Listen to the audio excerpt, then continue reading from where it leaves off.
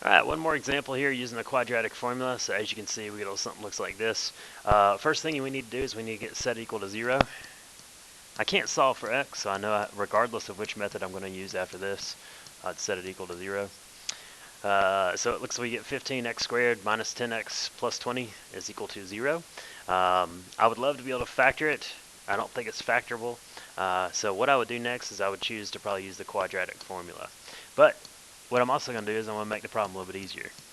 So I'm going to go ahead and divide everything by 5. I like working with smaller numbers, so anytime I can get smaller numbers, I always think that's a benefit to me. So 3x squared minus 2x, and then plus 4. So again, I don't really think it's factorable, so we're going to go ahead and use the quadratic formula. So we'll say negative b, so we'll put 2 plus or minus the square root b squared. So negative 2 squared minus 4 times a times c all over 2 times a.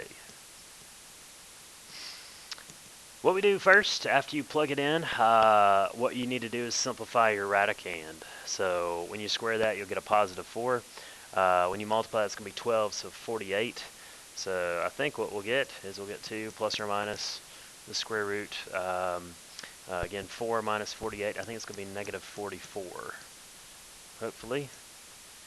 So after we do that, what we're going to do is we're going to go ahead and see if we can't simplify our radical. So 44 is not a perfect square, but we can say it's negative 1 times 4 times 11.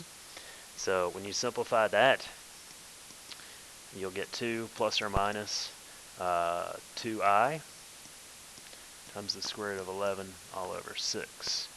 So now we have simplified our radicand to get this, simplified our radical to get this, and next what we have to do is try to simplify our fraction.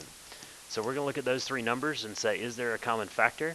Can you divide them all by the same thing? And in this case, there is, and it is 2. So we get x is equal to 1 plus or minus I times the square root of 11 all over 3. And again, that does represent two solutions, so make sure that you're aware of that.